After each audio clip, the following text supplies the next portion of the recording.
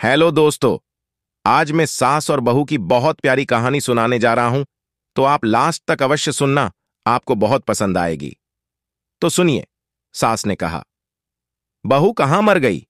अंदर से आवाज, जिंदा हूं मां जी। तो फिर मेरी चाय क्यों अभी तक नहीं आई? कब से पूजा करके बैठी हूं, ला रही हूं मां जी। बहू चाय के साथ भजिया भी ले आई। सास ने कहा, तेल का खिलाकर क्या मारोगी मुझे? बहू ने कहा, ठीक है मां जी, ले जाती हूं। सास ने कहा, रहने दे, अब बना दिया है तो खा लेती हूं। सास ने भजिया उठाई और कहा, कितनी गंदी भजिया बनाई है तुमने। बहू, मां जी मुझे कपड़े धोने हैं, मैं जाती हूं। बहू दरवाजे के पास छिपकर खड़ी हो गई। सास भजिया पर टूट पड़ी और पूरी भजिया खत्म कर दी। बहू मुस्कुराई और काम पर लग गई। दोपहर के खाने का वक्त हुआ। सास ने फिर आवाज लगाई, कुछ खाने को मिलेगा? बहू ने आवाज नहीं दी। सास फिर चिल्लाई, भूखे मारोगी क्या? बहू आई, सामने खिचड़ी रख दी। सास गुस्से से, ये क्या है? मुझे इसे नहीं खाना, इसे ले जाओ। बहू ने कहा, आपको डॉक्टर ने दिन में खिचड़ी खाने को कहा है, खाना तो पड़ेगा ही।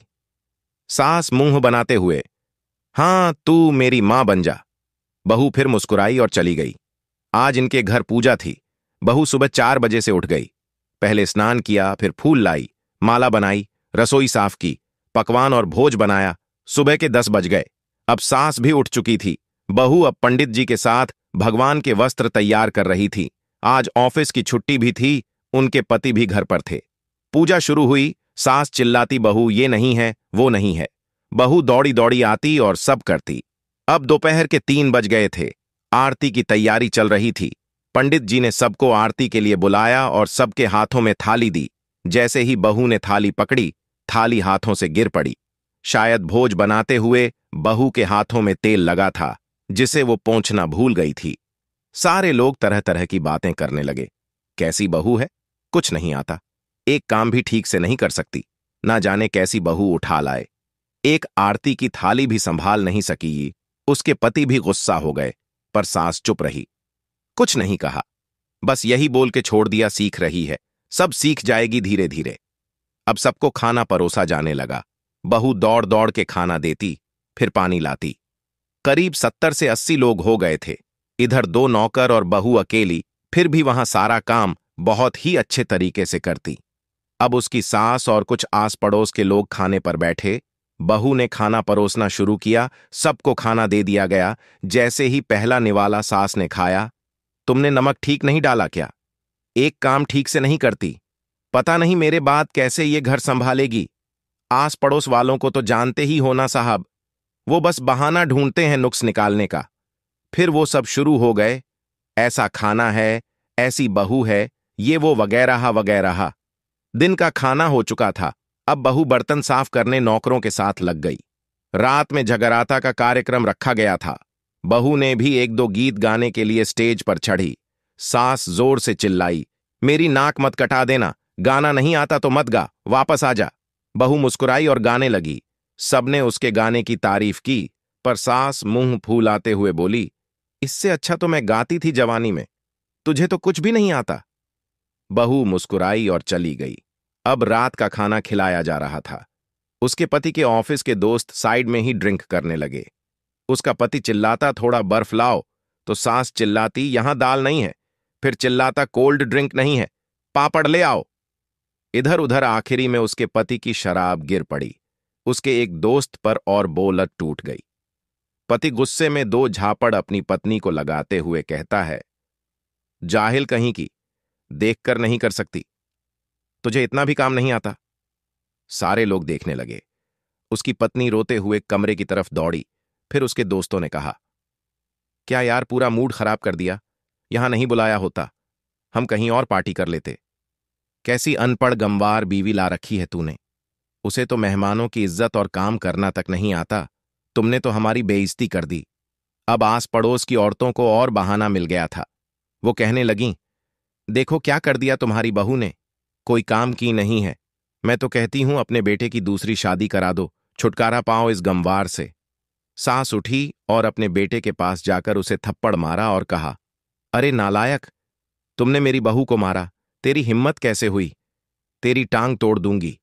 उसके बेटे के दोस्त कुछ कहने ही वाले थे कि उसकी मां ने घूरते हुए कहा, चुप, बिल्कुल चुप।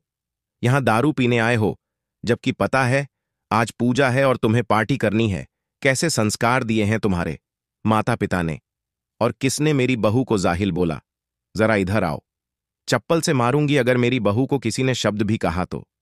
अरे पापी, तूने उस लड़की को बस इसलिए मारा कि तेरी शराब टूट गई।